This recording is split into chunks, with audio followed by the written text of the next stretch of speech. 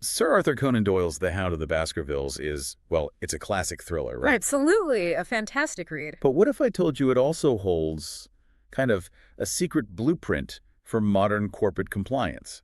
That is a surprising connection, isn't it? But when you really look closely, the lessons are profound. They really are. Today, we're taking a deep dive into exactly that, how Sherlock Holmes's, let's say, meticulous methods offer critical insights. Insights into things like due diligence, compliance, integration, especially navigating the Foreign Corrupt Practices Act, the FCPA. Yeah, our mission here is to show you how to apply these Sherlockian lessons. Think of it as a way to proactively prevent corruption. And build genuinely ethical corporate environments. It's about embedding that integrity. We'll break this down. 3 key stages. First, pre-acquisition due diligence. Then that vital phase of post-acquisition training and integration. Yeah, and finally, how to handle forensic investigations when, well, things inevitably pop up. So get ready to uncover some maybe unexpected connections, things that can really make you well-informed on this stuff. Okay, let's start with pre-acquisition due diligence. Holmes's investigative rigor, it just perfectly sets the stage, doesn't it? It really does. For how we should approach acquiring a new entity, it demands real precision, going beyond just the surface level. And what's fascinating about Holmes is how he immediately went after every single piece of information. Sir Charles's death, the curse, everything. That's the parallel for compliance professionals, mirroring that thoroughness, meticulously assembling data on acquisition targets. And we're not just talking a quick look at the financials, are we? No, not at all. It means deep dives into financial records, scrutinizing legal compliance history, mapping out business relationships. Looking specifically for any hint of past bribery or corruption. Right. The very thing the FCPA targets. Exactly. You need to unearth that history. Holmes did it by checking public records, getting first-hand accounts from Dr. Mortimer. So in the corporate world, that translates to what? Comprehensive document reviews. Yes, and site visits, sometimes unannounced.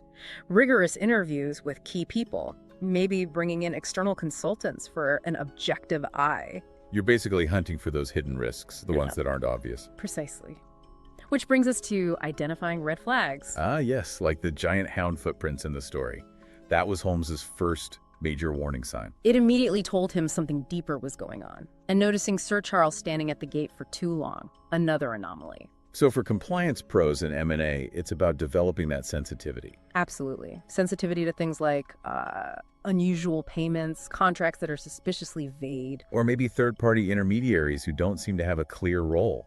Opaque structures. Exactly those things. And, Holmes often noticed what wasn't there, too, like the dog that didn't bark. That's a great point. So what does that mean for compliance? It means looking for, say, unexplained gaps in documentation, a sudden supplier change with no paper trail, or even the absence of standard internal controls. So missing information can be just as telling. Sometimes more telling. It requires a sophisticated analysis, looking beyond just what's presented. And Holmes, he was relentless about verification, wasn't he? Yeah. Never just took one person's word. Never. He cross-checked Dr. Mortimer's story with local testimony, with physical evidence from the scene. Which is really the gold standard for compliance due diligence. It has to be. Corroborating data from multiple independent sources. It ensures accuracy, reliability. And crucially, it mitigates the risk of missing something big, right? Something that could lead to serious FCPA trouble. Or successor liability, where you inherit the acquired company's past sins. That gets expensive fast. Right. Okay, so the deal is done. Now what?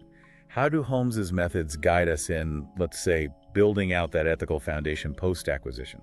Yeah, the post-acquisition training and integration phase, making sure the new entity becomes, as you put it, a Baskerville Hall of Compliance. I like that analogy. So how do we start? Well, think about Dr. Watson arriving at Baskerville Hall.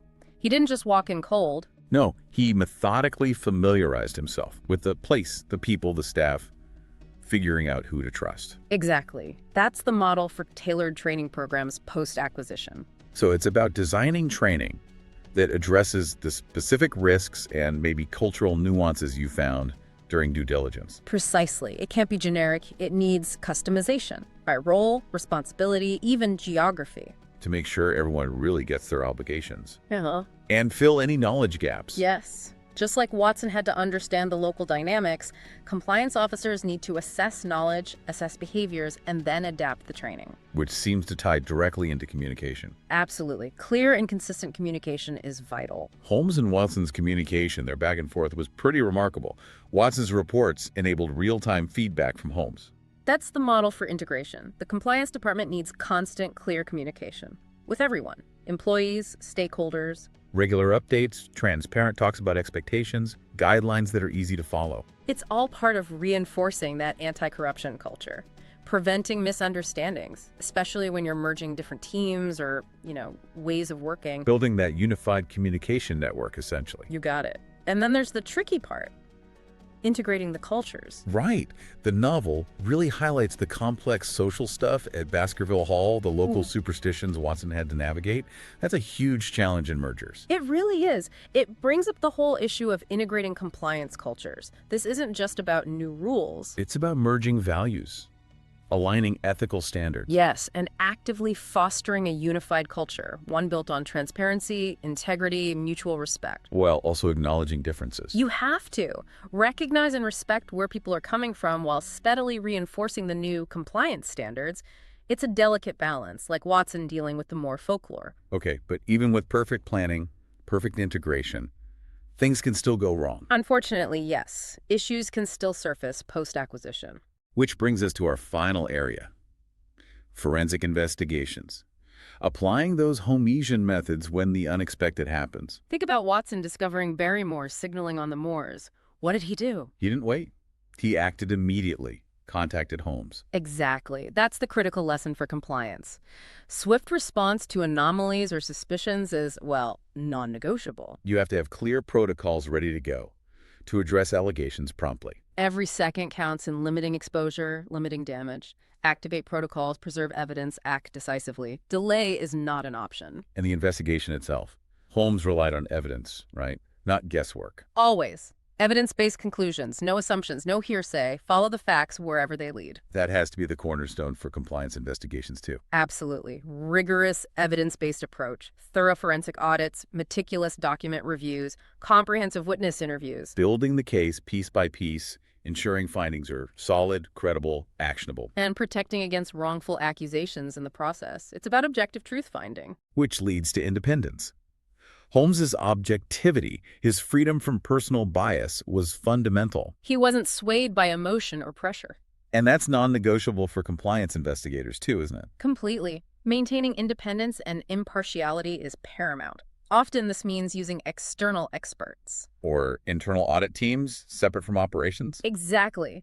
To ensure unbiased findings, it builds trust in the compliance program, shows the organization is serious about integrity. So when you step back and look at the Hound of the Baskervilles, it really offers these profound lessons for compliance.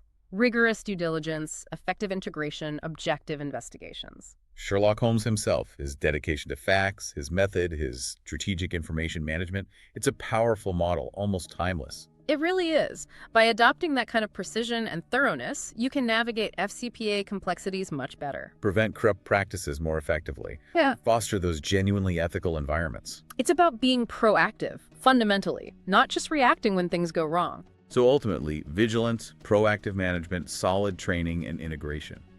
It's not just about avoiding that hound of regulatory enforcement. Though that's important. But it's also about building lasting reputations based on integrity, transparency, turning potential liabilities into actual assets. Which leads to our final thought for you. What steps will you take to apply these Sherlockian insights in your own professional life?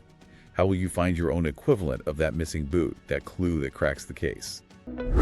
Compliance Podcast Network. Start your mornings with daily compliance news, quick, sharp updates on the top compliance and ethics stories in under 5 minutes every morning in Compliance Podcast Network. Because compliance never sleeps.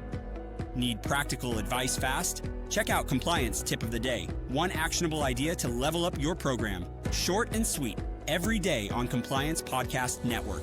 Got 10 minutes? We've got the week's top 10 stories. 10 for 10 brings you the big compliance headlines.